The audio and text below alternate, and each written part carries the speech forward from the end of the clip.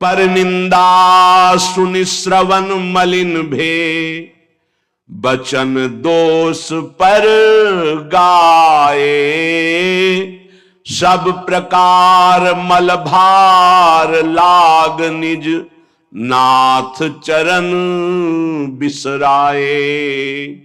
गोस्वामी जी कह रहे मेरी श्रवणेंद्री भी मलिन हो जाती जब हम दूसरे की निंदा सुनते हैं, और ये बहुत अच्छा लगता है।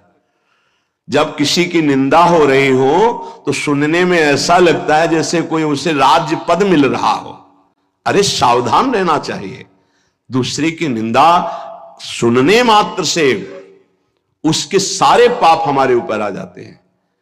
कहीं पर निंदा हो रही हो तो वहां का सिद्धांत है कान में अंगुली डाले, राधा राधा, कान में इसलिए कि अब दोबारा शब्द ना पढ़ पावे, और वहां से खड़ा होकर चला जाए।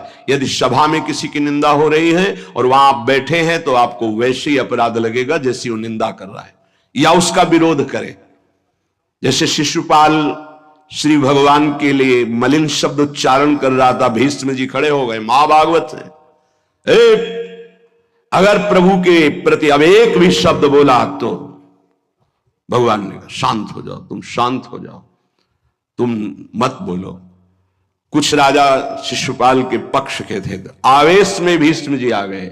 अगर श्री कृष्ण को कोई एक शब्द भी बोले, मेरे आराध्य देव पूरी सभा के ऊपर पैर रखता हूं, अर्थात हर वीर को ये मैं कह रहा हूं कि अगर श्री कृष्ण के विपक्ष में कोई बोला तो मैं रौंद दूंगा।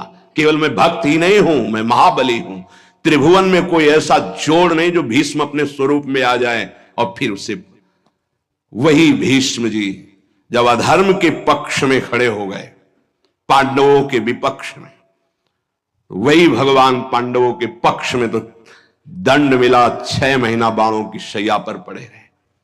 अधर्म के कारण परास्त हुए। ऐसे महावीर महाभागवत को कोई परास्त कर सके असंभव। परम पावन गंगा जी के गर्भ में रहे, जिन गंगा जी का एक बूंद भी अगर शरीर छूटते समय चला जाए तो परम पद मिलता है, उनके गर्भ में रहे। अगर अधर्म का पक्ष ले लिया गया, अधर्म हो रहा है, सभा में बैठे हैं, तो उसी समय तेज नष्ट हो जाएगा, पुण्य नष्ट हो जाएगा, पाप का भागी बनेगा। जैसे भीष्म जैसे महापुरुष को भी बनना पड़ा।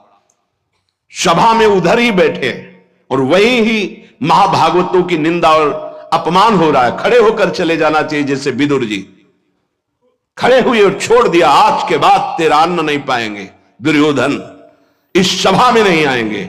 जिस सभा में धर्मात्माओं की निंदा हो, सभा का त्याग कर दे, एकांत फूस की झोपड़ी बनाकर रहना पसंद, भिक्षा मांग के खाना पसंद, अधर्मियों का अन्न नहीं, अधर्म सभा का सेवन नहीं। तो भगवान विदुरानी जी के घर गए थे। पर निंदा सुनि श्रवण मलिन, बचाना चाहिए श्रवणेंद्री को।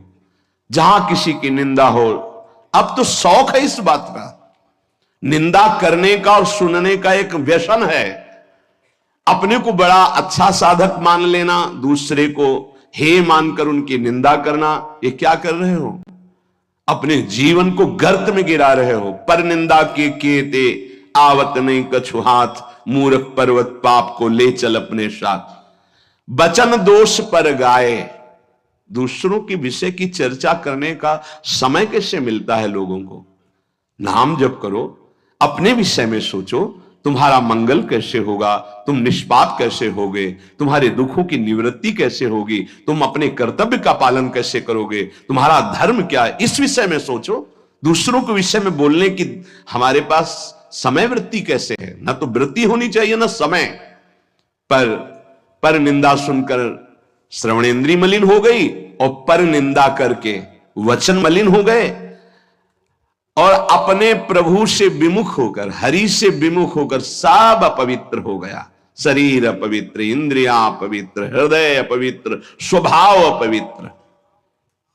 तुलसीदास व्रत दान ज्ञान तप, शुद्धि हेतु श्रुति गावे। राम चरण अनुराग नीर बिनु, मल अति नाश न पावे। खास बात कह रहे हैं, शास्त्रों में बहुत वर्णन है। पाप नाश के बहुत से उपाय हैं, बड़े बड़े व्रत, कृच्छ चंद्रायण आदि व्रत, उपवास करने से कुछ पाप क्षीण होते हैं, लेकिन पाप प्रवृत्ति का नाश नहीं होता। शास्त्र ज्ञान भी